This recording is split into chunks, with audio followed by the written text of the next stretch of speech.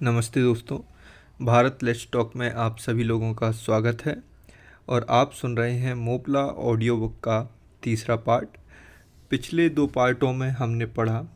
प्रथम पार्ट में हमने देखा कि मालाबार कितना सुंदर राज्य है और वहाँ की स्थिति किस प्रकार है, वहाँ कौन कौन से लोग रहते हैं, किस प्रकार से जातीय एकता का अभाव है।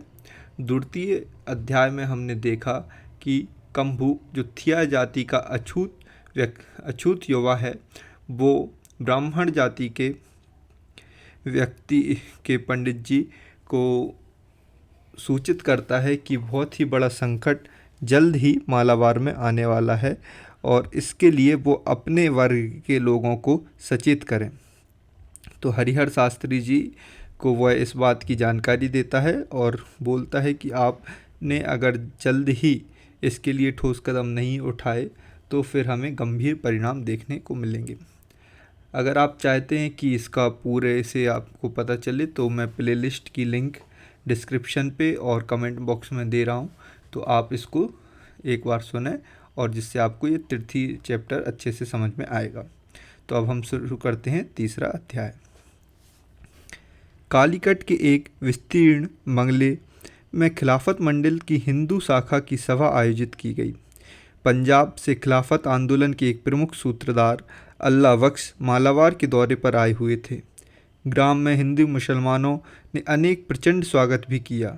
उस सभा में हिंदू मुसलमान एकता के लिए हिंदुओं को क्या करना चाहिए, इस विषय पर अल्लाह बख्श का बड़ा ही प्रभावशाली भाषण हुआ। इतना अधिक प्रभावशाली था कि यहाँ उसकी शोभा यात्रा निकाले जाते समय हिंदुओं ने उसकी गाड़ी में से घोड़े को हटाकर स्वयं उसके स्थान पर लगकर गाड़ी को खींचा। इस शोभा यात्रा में सहसा ही किसी ने वंदे मातरम का जयघोष लगा दिया, किंतु उस भले आदमी को ऐसा एक भी मूर्ख या अनुदार हिंदू न मिल पाया जो कि उसकी इस ध्वनि में अपनी ध्वनि मिला पाता। मुसलमानों ने इस शब्द का उच्चारण ही क्यों किया गया है, ऐसी आपत्ति उठाकर अपने शांति वृत्ति का परिचय दिया। उस समय हिंदू नेताओं ने ही यह आज्ञा दी कि हम सभी को अल्लाहू अकबर का जयघोष लगाना चाहिए, जिससे कि संसार को यह दिखाया जा सके कि हिंदू मुसलमानों में एकता किस प्रकार सुदृढ़ होती जा रही है।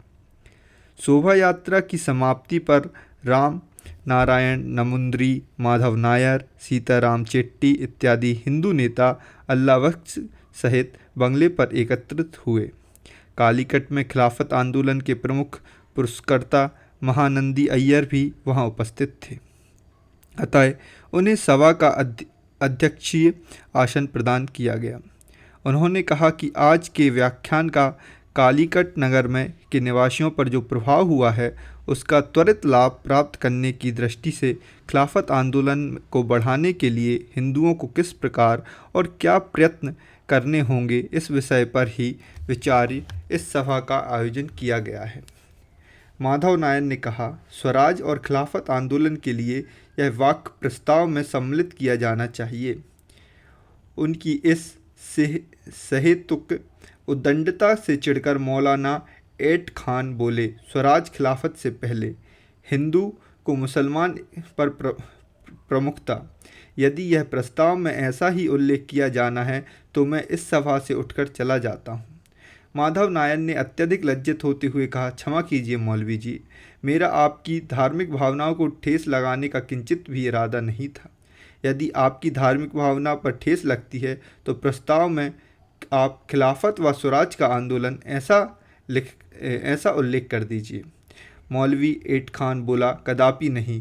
यह स्वराज का अगड़ा तुम इसलिए प्रस्ताव में लगाना चाहते हो क्योंकि हमारी खिलाफत तहरीक पर तुम्हारा विश्वास नहीं। यह मुसलमानी धर्म और जाति का अपमान है। उस समय बड़ी ठिठाई का प्रदर्शन करता हुआ एक तेजस्वी महापुरुष उठा और बोला, परंतु मौलाना साहब, खिलाफत यह संस्था और आंदोलन मुसलमानों का है, फिर भी हिंदू लोग उसको अपना समर्थन प्रदान कर रहे हैं, तो भला हिंदुओं के स्वराज आंदोलन को मुसलमान इतना अपमानजनक क्यों मानते हैं? तू मूर्ख है, ऐट खान ने बड़ी अकड़ के साथ कहा। खिलाफत यह हमारा धर्म भी है। उमर से पहले, अब्बास से पहले प्रत्यक्ष पैगंबर के साथ ही साथ खिलाफत का भी जन्म हुआ था। परंतु तुम हिंदुओं का यह स्वराज का आंदोलन तो आजकल ही पैदा हुआ है, नवीन है, इसलिए इसकी समानता करना अपमानजनक है। स्वराज का आंदोलन नवीन नहीं, एक व्यक्ति ने कहा। मोहम्मद पैगंबर से भी पूर्व इसके विक्रम ने चलाया था, कृष्ण ने संचालित किया था, रामचंद्र। बस बस बस, उस काफिर का नाम न लो। पैगंबर व कृष्ण, एक ही श्वास में इन दोनों के नाम का उच्चारण, यह पैगंबर का अपमान है। चुप, नहीं तो तेरी जीभ खींच लूँगा। यह कहते हुए मौलवी ऐट खान उस हिंदू की ओर बढ़ने लगा। हाँ हाँ कहते हुए उपस्थित मंडली के अनेक लोग बीच में आ गए। अध्यक्ष महानंदी उठकर बोले, मौलवी जी शांत हो जाइए। मैं सभी हिंदुओं की ओर से उस मनुष्य की उद्दंडता के लिए क्षमा प्रार्थी हूँ। हे उद्दंड मनुष्य, यह सभा अत्याचारी असहकारवादी लोगों की है। इस बात को तू क्यों विस्मृत कर रहा है? यहाँ तूने अपने मुसलमान बंधु से ऐसा अत्याचार का व्यवहार किया है, यह बात हिंदू धर्म के लिए लांछनास्पद है। मैं यह निर्णय देता हूँ कि प्रस्ताव में खिलाफत आंदोलन इन्हीं शब्दों का उल्लेख किया जाएगा। ठीक ठीक हाथों में माला लिए शांतिपूर्वक बैठा हुआ एक मौलवी बोल उठा, यह ठीक है। अपने प्रिय हिंदू बंधु के लिए हम अपने प्राण दे देंगे। दोनों का उद्देश्य एक ही शब्द में व्यक्त हो गया है, यही अपना एकता को भी शोभा देता है। फिर खिलाफत में स्वराज भी है, परंतु स्वराज में खिलाफत भी है, ऐसा नहीं है। अतः महानंदी ने योग्य निर्णय दिया है। वस्तुतः महानंदी एक महापुरुष हैं, वे एक बड़े सच्चे ही हिंदू हैं। सभा में एक स्वर से ये वाक्य गूंज उठा। खाली आशीर्वाद किसी काम का नहीं। खिलाफत के लिए हिंदू लोग क्या कभी प्रत्यक्ष सहायता देते हैं, उसी से मुसलमान यह परखेंगे कि एकता की इस भाषा में कितनी सत्यता है। मौलाना ऐट खान ने आक्रोश सहित अपनी फरफराती हुई दाढ़ी को हाथ से संवारते हुए कहा, हमने खिलाफत के लिए मोपला लोगों को पृथक संगठित किया है, परंतु मोपले निर्धन हैं और उनके धन का हरण हिंदू जमींदारों ने किया है। अतः मैं यह कहना चाहता हूँ कि इन स्वयंसेवकों पर किए जाने वाले संपूर्ण व्यय का भार हिंदुओं को अपने ऊपर लेना पड़ेगा। उचित ही तो है, महानंदी बोल उठे। मेरा ऐसा सुझाव है कि इन स्वयंसेवकों का अधिकारी कोई हिंदू ग्रस्त होना चाहिए, माधव नायर ने कहा। क्यों? क्या तुम्हें मुसलमानों पर अविश्वास है? मुसलमानों के ऊपर हिंदू अधिकारी? ये तो मुसलमानों के धर्म का अपमान है। मुसलमान गुलाम बनने के लिए नहीं पैदा हुए, उनका जन्म तो राज्य करने के लिए ही हुआ है। क्षमा कीजिए मौलाना साहब, मेरे कथन का तात्पर्य यह नहीं था, किसी पिटे हुए व्यक्ति के समान खिसियाते हुए माधव नायर ने कहा। वह बोले, यदि आपकी धार्मिक भावना को चोट लगी है तो मैं यह सुझाव देता हूँ कि इन स्वयंसेवकों अथवा सैनिक मुसलमान अधिकारियों के नेतृत्व में हिंदू स्वयंसेवक भी सम्मिलित हों। ऐट खान ने फिर कहा, कदापि नहीं। खिलाफत आंदोलन का संचालन मुसलमान स्वयंसेवकों द्वारा ही किया जाए, यही हमारा धर्म है। ऊपर से पहले, अब्बास से भी पहले, पैगंबर के ही समय से मुसलमानी खिलाफत रक्षण का कार्य मुसलमान ही करते हैं, ऐसा ही हुक्म है। काफरों से केवल जजिया लिया जाए, किंतु प्रत्यक्ष स्वयंसेवक के रूप में उन्हें कदापि न शामिल किया जाए। परंतु माधव नायर तनिक आग्रह करते हुए बीच में ही बोल उठे। उन्हें पुनः डांटते हुए ऐट खान गरजा, चुप, तू मूर्ख है।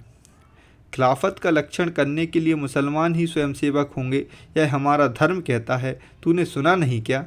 तेरा सुझाव नवीन है, साथ ही हमारा इससे अपमान भी होता है। हमारे धर्म के विरुद्ध कोई भी कुछ कहेगा तो हम उसकी जीभ खींच लेंगे। ऐसा कहते हुए मौलवी इस मंडली से उठकर जाने लगा। उसी समय, आप क्यों जाते हैं, आप क्यों जा रहे हैं कि गुहार लगाते हुए मंडली के कई व्यक्ति खड़े हो गए। अध्यक्ष महानंदी ने खड़े होकर कहा, शांत हो जाइए मौलवी जी। माधव नायर का सुझाव निश्चित ही रूप से ही अपने मुसलमान बंधुओं पर हिंदुओं का अविश्वास व्यक्त करने वाला है।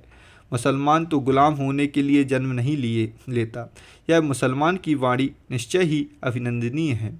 माधव नायर, यहाँ जो लोग एकत्रित हुए हैं वे सभी अनत्याचारी और असहकारवादी हैं। इन पर भी तुमने अपने शब्दों से मौलवी साहब का दिल दुखाया है। क्या यह बात तुम्हारे लिए शोभा देती है? मैं यह निर्णय देता हूँ कि हमारे मुसलमान बंधुओं को खिलाफत रक्षण के लिए स्वयंसेवकों का पृथक गठन करने का पूर्ण अधिकार है और इन पर होने वाले होने वाला वह संपूर्ण खर्च, जिसे इन मौलवी साहब ने जजिया कहा है, हिंदू ही वहन करेंगे।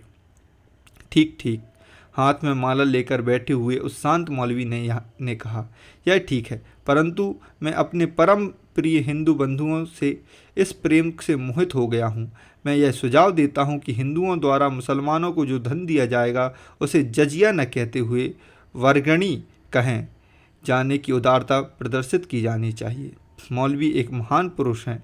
मौलवी, हम हिंदुओं के हितैषी हैं। सभा में उपस्थित हिंदू एक स्वर में बोल उठे।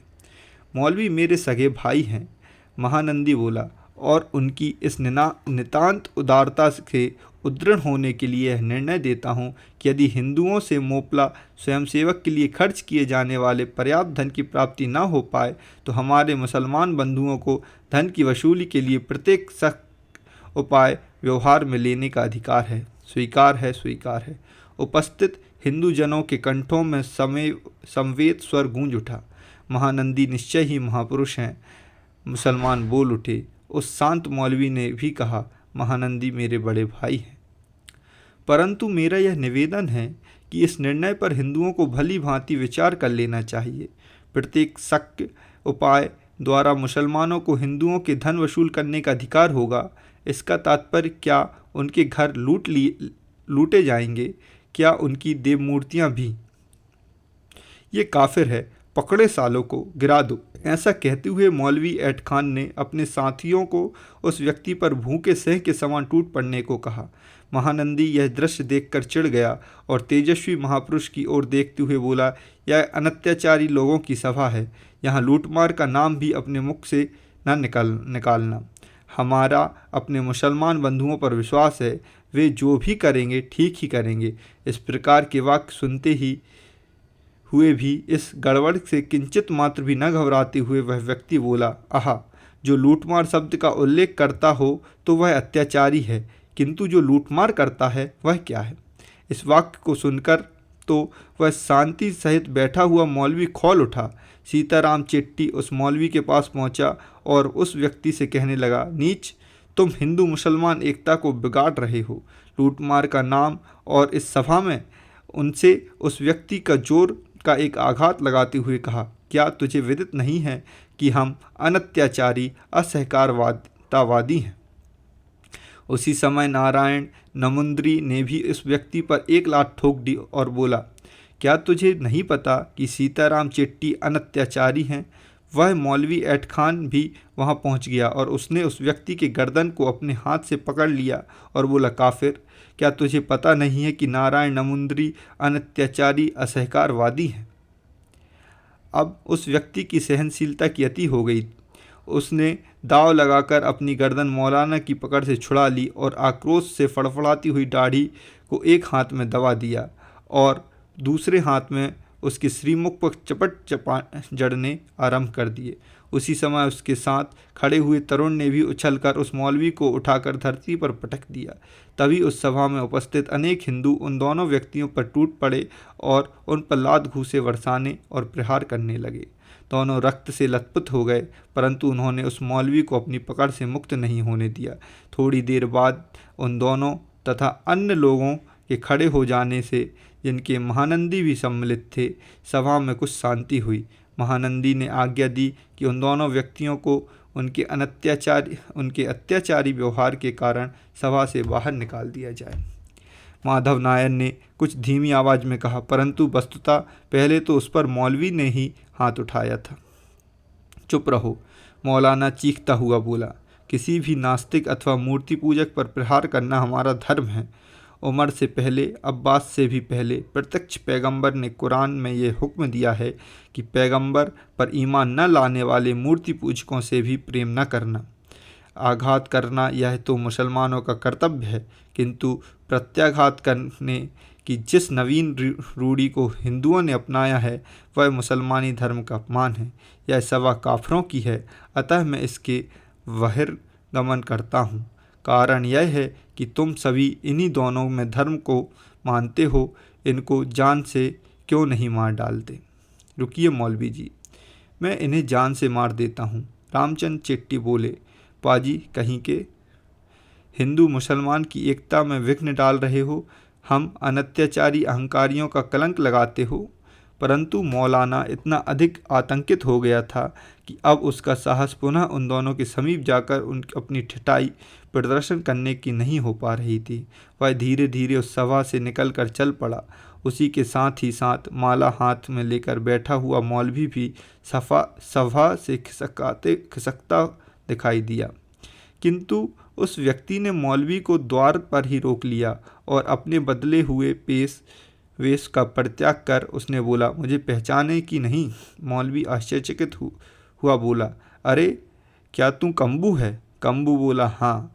और तू तो वही मौलवी है ना जो हम थियाओं को मुसलमान हो जाने पर ब्राह्मण, क्षत्रिय और नायरों की कन्याएं बांट कर देने का दावा करता है। अब अध्याय 4 हम पढ़ेंगे। तरुण गाड़ी नामक ग्राम के कुछ मस्जिद में अली मुलेशियर बैठा हुआ था।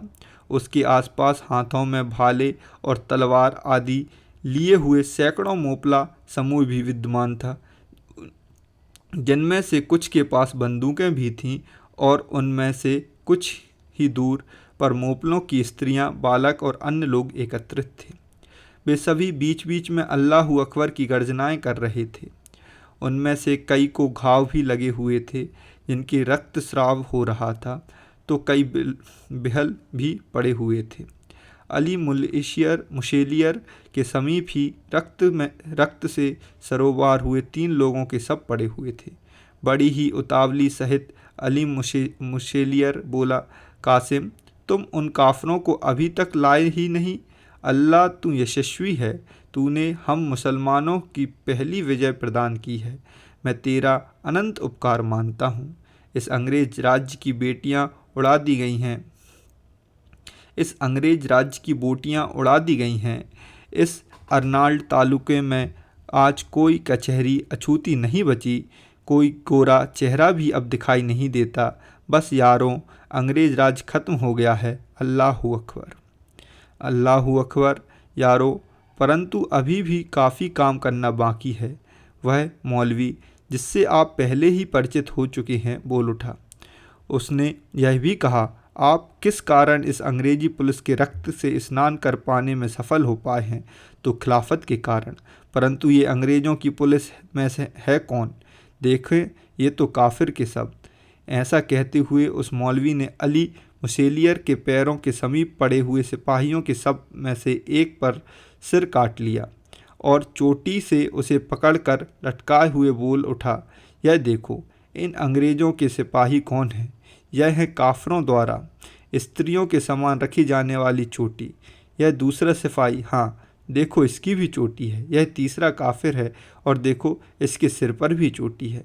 किंतु जब उसने उस तीसरे सब का सिर छेदन किया और उसकी चोटी खोजने का प्रयत्न किया तो उसे नरमुंड में चोटी कहीं दिखाई नहीं दी। कारण यह था कि तीसरा सिपाही मुसलमान था। किंतु फिर भी मौलवी खींचता हुआ बोल उठा, यह भी हिंदू ही है। ये हिंदू लोग भी अंग्रेज़ों के समान ही हमारे शत्रु हैं। ये अंग्रेज़ों के आदेश अनुसार ही मोपलों पर गोलियां बरसाते हैं। कोई मुसलमान अंग्रेज़ों के देवताओं के कहने पर भी मुसलमान पर गोली वर्षा नहीं कर सकता, उनके विरुद्ध नहीं लड़ सकता। सभा में एक जोरदार आवाज़ गूंज उठी, कभी नहीं, सभी मुसलमान एक हैं। मुसलमान मुसलमान के विरुद्ध कभी नहीं लड़ सकता, लड़ता भी नहीं और लड़ेगा भी नहीं। सभा में हुए शोरगुल से और अधिक प्रोत्साहित होकर मौलवी बोला, कभी नहीं। खलीफा के जर्मनी के साथ मिल जाने के कारण सभी मुसलमान अंग्रेज़ों के विरुद्ध उठ खड़े हुए हैं। अंग्रेज़ों को एक भी मुसलमान सिपाही तुर्कों के विरुद्ध लड़ने के लिए नहीं मिल पाया, एक भी नहीं मिलेगा। सभा में गर्जना हुई। अंग्रेज़ों ने जो हजारों पठान हिंदुस्तानी मुसलमान से लड़ने के लिए भेजे थे, उन सब ने लड़ने से इनकार कर दिया है। सभी ने लोगों चिल्ला उठे। जो मुसलमान तुर्कों के विरुद्ध लड़ रहे थे, वे भी सब के सब तुर्कों के साथ मिल गए हैं, सभी तुर्कों के साथ मिल गए हैं। ऐसा सभा में स्वर गूंज उठा। इस प्रकार अंग्रेज़ों के शिविर में अब औषधि मात्र के लिए भी एक मुसलमान ढूंढा नहीं मिल पाता है। अंततः अंग्रेज की पराजय हुई। खलीफा इंग्लैंड तक जा पहुंचा है। लंदन तक सभा में गर्जना हुई। जर्मन तुर्कों का मित्र हो गया, परंतु वह ईसाई था। उसे अनवर पाशा ने कहा, आज तक हमने तुम्हारी सहायता की है, परंतु अब यदि तू मुसलमान होगा तो दोस्ती कायम रहेगी, नहीं तो आधे मिनट में ही तेरी बर्लिन नगर को धूल में मिला दिया जाएगा। तब केसर बोला, तुम जो कह रहे हो वही बात सत्य है। परमेश्वर ने यही आज्ञा दी है कि मुसलमान सभी गैर मुसलमानों से अधिक बलशाली हैं। सुरतुल मुजाद्दिक इस अध्याय में कुरान में यही कहा गया है, अतः तुम बर्लिन का नाश न करो, मैं मुसलमान बनता हूँ। ऐसा कहते हुए केसर मुसलमान हो गया। सभा में नारा गूंज उठा और केसर का अनुकरण करते हुए अमेरिका का जार भी मुसलमान हो गया है। एकत्रित जनसमुदाय गरज उठा और अमेरिका के जार और केसर इनको अपने दाएं बाएं हाथ की ओर खड़ा करके अनवर पाशा ने फ्रांस की मस्जिद में नमाज पढ़ी। अनवर पाशा बड़ा पक्का मुसलमान है। वह रोज़ दारू पीता है तो इसमें चिंता की कोई बात नहीं। सभा में लोग गरज उठे। अब जितने भी टोपी वाले हैं सभी मुसलमान हो चुके हैं। अब केवल अंग्रेज तथा इन अंग्रेज़ों का अन्न खाने वाले, उनकी सेना में भर्ती होकर हमसे लड़ने वाले हिंदू ही अपना काफिरपना त्यागने के लिए तैयार नहीं हैं। उन्हें काफिरपना छोड़ना ही होगा। वे अमेरिका के जार से अधिक शक्तिशाली तो नहीं हैं, उनके दांत तोड़ दिए जाएंगे। सभा गरज उठी। मालाबार में अंग्रेज़ों का राज्य उलट देने वाले वीरों, अब यह कार्य तुम्हें अपने हाथों में लेना होगा। इस वाक्य को सुनते ही एक तुमुल गर्जना सभा में हुई। अल्लाहु अकबर! पकड़ो हिंदुओं को, मारो हिंदू को, मुसलमान बनाओ काफिरों को। उसी समय कासिम ने अली मुसेलियर से कहा, हुजूर ये देखिए, वे काफिर पकड़ कर लाए गए हैं। अली मुसेलियर उतावली सहित बोला, इनको इधर ले आओ। उसी समय 6 सशस्त्र मोपलों ने पहर में 4 हिंदू ग्रस्त अली मुसेलियर के समक्ष लाकर खड़े कर दिए। ये कौन थे? इसमें से पहला ग्रस्त था महानंदी, दूसरा माधव नायर, तीसरा राम चेट्टी और चौथा नंदी दत्त। कालीकट में खिलाफत संबंधी सभा में किए गए निश्चय के अनुसार ये चारों ही हिंदू नेता अर्नाड तालुके के हिंदुओं से आंदोलन के लिए चंदा एकत्रित करते हुए घूम रहे थे। तभी तुरंगाड़ी में दंगा आरंभ हो गया और मुसेलियर को बंदी बनाने के लिए सरकार द्वारा सिपाहियों की एक टुकड़ी भेजी गई, परंतु मोपले सहसा ही तलवार खींचकर इन सिपाहियों पर टूट पड़े। उनमें से कुछ मारे गए और कुछ वापस लौट गए। इस वार्ता के विजय के समान प्रचारित होते ही यत्र पत्र मोपलों ने विद्रोह आरंभ कर दिया। एक अठवाड़े की अवधि में ही एक प्रकार से संपूर्ण अन्नाल तालुके पर मोपलों का अधिकार ही हो गया। उस तालुके में एक भी अंग्रेजी अधिकारी नहीं रह गया था। कोई भी तारघर अथवा सरकारी थाना वहाँ नहीं रहा। अली मुसेलियर ने अपनी को मोपलों का सरदार समझते हुए इस बात का निर्णय करने के लिए यह सभा बुलाई थी कि अब विद्रोह का स्वरूप क्या होगा तथा विद्रोह में के शस्त्रों आदि के हेतु धन की व्यवस्था कैसे की जाएगी। हिंदुओं ने जो धन देना था वह अभी तक प्राप्त हुआ है अथवा नहीं, इस संबंध में पूछताछ करने के लिए हिंदुओं से चंदा एकत्रित करने का दायित्व अपने ऊपर वहन करने वाले इन चारों हिंदू नेताओं को बंदी बनाकर अली मुसेलियर के समक्ष उपस्थित किया गया। वह महानंदी से बोला, क्यों बे, तुम्हारे हिंदुओं ने अब तक खिलाफत में कितने पैसे जमा किए हैं? सुनो, मोपलों कि इस धर्म युद्ध में होना वाला सब खर्च तुम हिंदुओं को देना है, समझ गए हो? थरथर कांपते हुए महानंदी गुपचुप खड़ा रहा, परंतु माधव नायर ने कहा, खान साहब। तभी उसे एक जोरदार धक्का देते हुए पहरेदार ने कहा, सरकार, मैं पहले आपकी विजय के लिए आपका हार्दिक अभिनंदन करता हूँ। हिंदुस्तान में 1 वर्ष में स्वराज, इसके लिए हजारों लोगों की प्रतिज्ञा की, सभाएं आयोजित की, मेले और जर्जरित कपड़ों की होलियां जलाईं, परंतु दिखाई देता है कि हिंदुस्तान में एक वर्ष में जो कोई भी सही अर्थों में स्वराज स्थापित कर पाने में सफलता प्राप्त कर पाए हैं वे मोपले ही हैं। आज इन 2-3 तालुकों में वस्तुतः अंग्रेजी सत्ता नष्ट ही हो गई है। अब हिंदू मुसलमानों की एक सुदृढ़ एवं विस्तृत आधार पर किस प्रकार की जा सकती है, इस प्रश्न पर आप पहले विचार कीजिएगा। इस प्रश्न पर विचार करने की ऐसी जल्दी तुम्हें क्यों पड़ी है? मौलवी बीच में ही बोल उठा। छी छी, यह कैसे कहते हो? आपको अपने हिंदू बंधुओं को साथ लिए बिना यश प्राप्त नहीं हो सकता।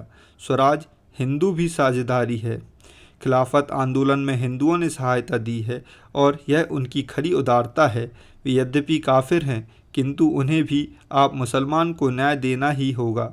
क्या स्वयं पैगंबर ने भी मूर्ति पूजकों के साथ किए गए स्नेहमय करार का पालन नहीं किया था? इस प्रकार गंभीरता सहित विचार करते हुए एक सुशिक्षित प्रतीत होने वाले मुसलमान ने कहा। उसने पुनः कहा, हे मुसलमानों, हिंदुओं पर सख्ती करके उनसे यदि तुम वैर मोल लोगे तो तुम्हें अंग्रेजों के विरुद्ध विजय कदापि प्राप्त नहीं हो सकती। वह बात ध्यान में रखो कि मोपले हैं ही कितने, मुट्ठी भर ही तो हैं। यह सुनते ही उस सुशिक्षित मुसलमान पर क्रोधित होकर बड़बड़ाते हुए मौलवी बोला, पर यह पढ़ो, मेरे पास यह पत्र आया है। अफ़गानिस्तान का आमिर 60,000 सैनिकों को लेकर कल ही पेशावर पहुंचा है। आजकल यह लाहौर में है। अल्लाहु अकबर। आमिर ने दिल्ली को घेर लिया है। सभा में यह घोषणा हुई और उत्साह से जनध्वनियाँ भी उठने लगीं।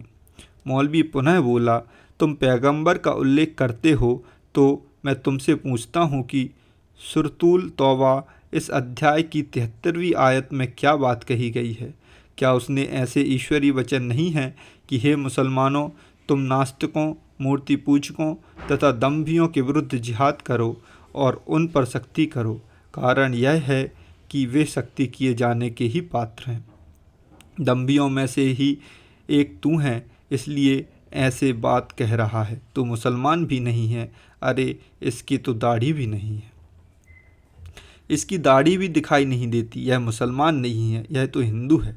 पकड़ लो इसको, मारो इसको, ले जाओ यहाँ से इस हिंदू को। इस प्रकार के अतिशय उच्छोभक उद्गार व्यक्त करते हुए सभा में उपस्थित लोग पुनः आगे बढ़ने लगे। माधव नायर साहस सजोकर बोला, स्वराज तथा हिंदू मुसलमानों की एकता के लिए आप सब ने बार बार प्रतिज्ञाएं ग्रहण की हैं। साथ ही हिंदुओं ने भी मुसलमानों पर विश्वास रखकर चंदा एकत्रित करना आरंभ किया है। इस विद्रोह में अनेक नेताओं हिंदुओं पर अत्याचार किए जाने पर भी बातें कहते हैं। इस विद्रोह से पूर्व ही हिंदुओं को मुसलमान बनाने की गुप्त योजना बनाए जाने की भी चर्चा होती है। इन्हीं सब बातों को देखकर ये हिंदू जन इस विद्रोह में सहायता देने में संकोच प्रदर्शित करते हैं। इसमें तो कोई संदेह नहीं। फिर भी हमने 10,000 रुपया खिलाफत के कार्य के लिए दिया है और भी अधिक धन संग्रह का कार्य जारी है, परंतु स्वराज और हिंदू मुसलमानों की एकता। बस कर काफिर, अली मुशेलियर ने बड़ी ही उतावलेपन का प्रदर्शन करते हुए कहा। इन हिंदुओं का यह किंतु और परंतु तो आमरण समाप्त नहीं होगा। यह व्याख्यान देने और सुनने वालों की सभा नहीं है। यहाँ तो मरने और मारने का बाजार खुला है। यहाँ तो तुम्हें एक शब्द में ही उत्तर देना होगा। एक आज्ञा होगी और तुम पर प्रहार हो जाएगा। उसने सभा में उपस्थित सभी लोगों पर एक बार दृष्टिपात किया और सभा में एक आवाज़ गूंज उठी, देखो सभी मुसलमान बनो। एक ही शब्द में इस विद्रोह का संपूर्ण स्पष्ट हो जाएगा। ये हिंदू लोग स्वराज और एकता की बातें करते हैं। मैं समस्त संसार को यह बता देना चाहता हूँ कि स्वराज का अर्थ है खिलाफत राज और हिंदू मुसलमान की एकता का तात्पर्य है सभी हिंदुओं का मुसलमान हो जाना। बस अब किसी ने भी वाद विवाद किया तथा एक भी शब्द मुख से निकाला तो उसका सिर धड़ से पृथक कर दिया जाएगा।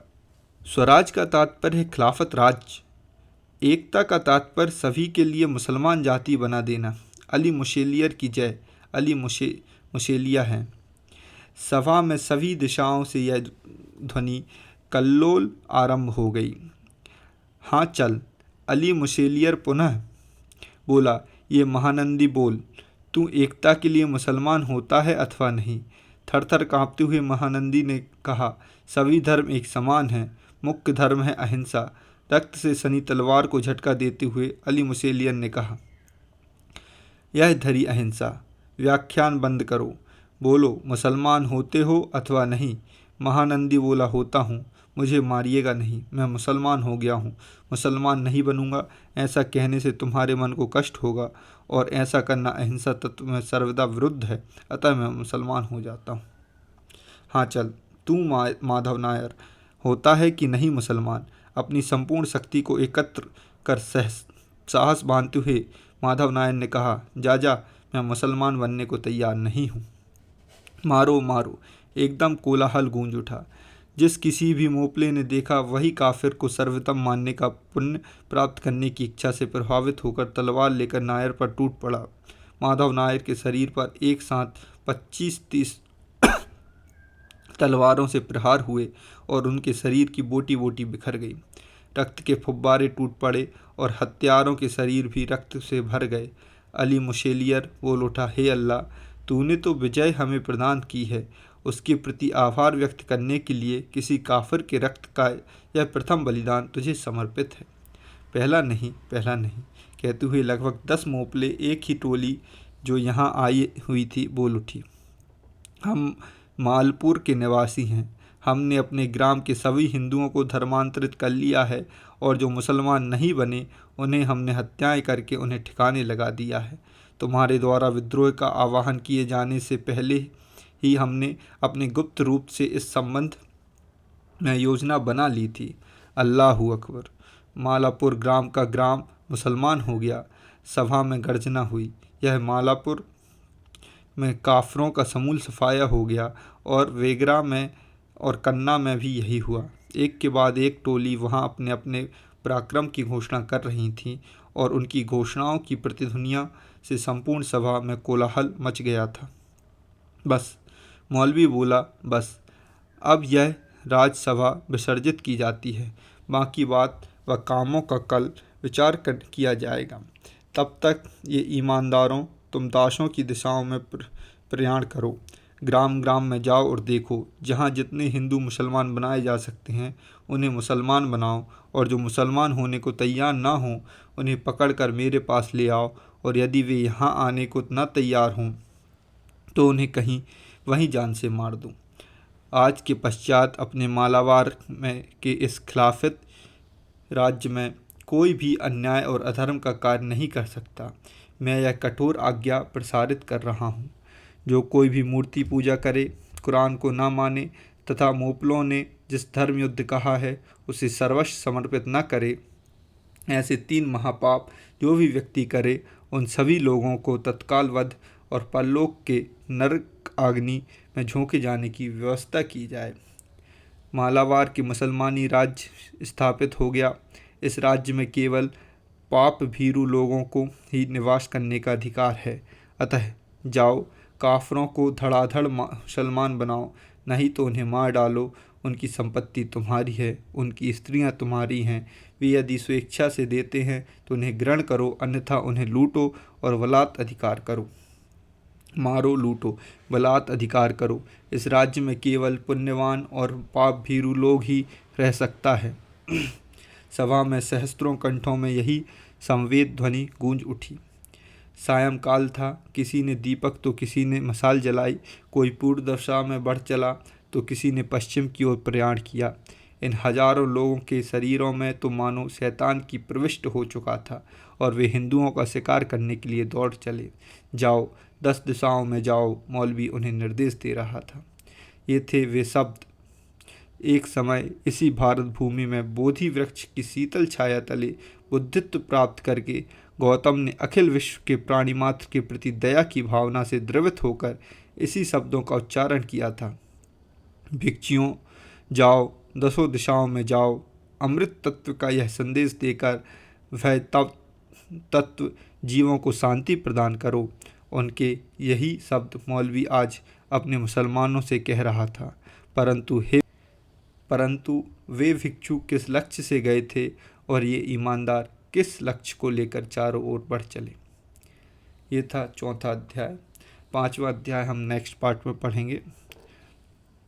तो अभी तक हम देख रहे हैं कि मालाबार क्षेत्र में युद्ध का आरंभ हो चुका है। साथ ही साथ जो हिंदू खिलाफत आंदोलन के लिए बढ़ चढ़कर मुसलमानों को साथ दे रहे थे, उन्हीं हिंदू नेताओं को वहाँ मुसलमान खिलाफत आंदोलन का लीडर कुछ नहीं समझता है और उनको काफिर मान के उनकी हत्याएं कर रहा है। अगला पार्ट हम नेक्स्ट वीडियो में देखेंगे। तब तक के लिए ओम नमस्ते।